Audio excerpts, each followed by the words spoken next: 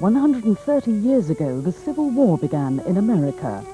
Tonight, BBC2 begins the epic documentary series, already watched by 40 million Americans, which tells the dramatic story of a bitter and bloody war that nevertheless united the states of America.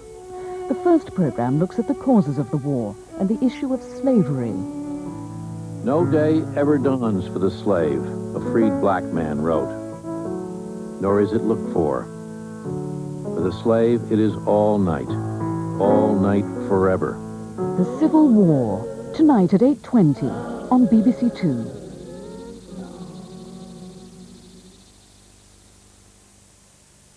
In just over 15 minutes, Wainwright, or rather A.W. as he liked to be known, will be striding into view for the last programme in the series that followed the famous fell walker on his journeys in the North Country. First on to, we go over to the newsroom and join Moira Stewart for a summary of the news.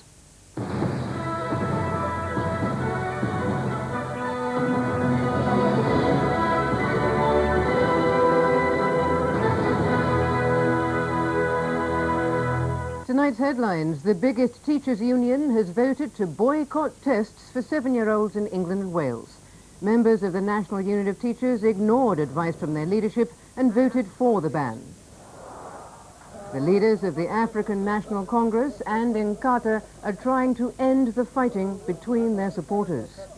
And the firefighters in Kuwait fail again and again to put out a burning oil well. Good evening. Members of the largest teachers' union, the NUT, have voted to boycott tests for 7-year-olds due to be introduced in schools in England and Wales after Easter. Delegates at the annual conference in Scarborough took the decision against the advice of their leaders.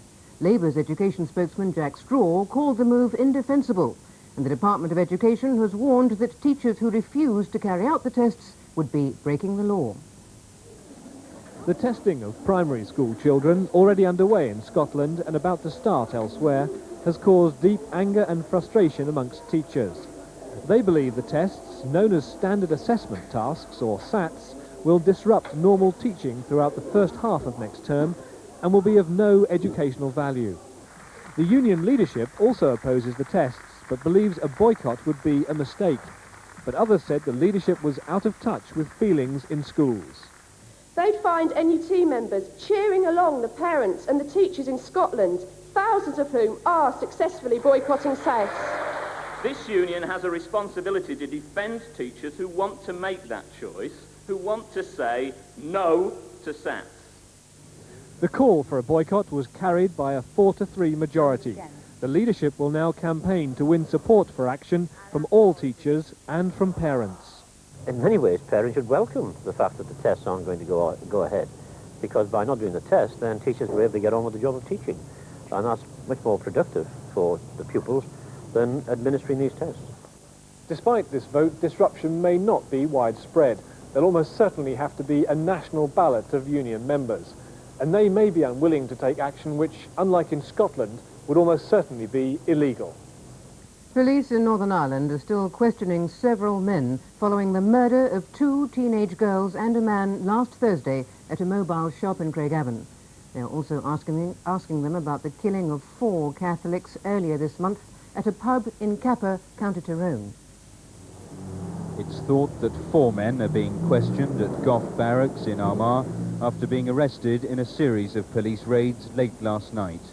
The RUC has given no further details other than confirming it is in connection with Thursday's brutal murders of 2 teenage girls and a 29-year-old man. Police believe the mobile shop killings were the work of a loyalist gang responsible for a number of atrocities over the past 15 months.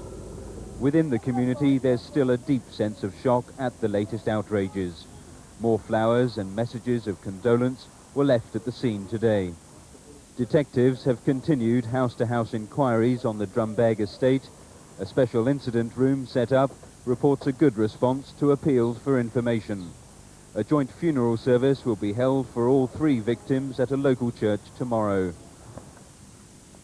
The black South African leaders, Nelson Mandela and Chief Buthelezi, had 5 hours of talks in Durban this afternoon in a new attempt to end the bloodshed between their supporters.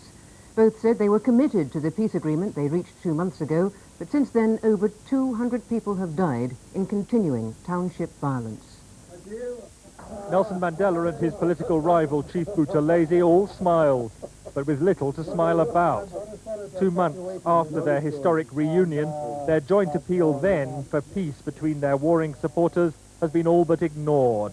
The killing in the townships runs on out of control. Both leaders agree failure to establish peace threatens the whole process of replacing white rule in South Africa with a non-racial democracy. But their meeting today produced no solid outcome, which is vital if they're to calm tempers among their supporters.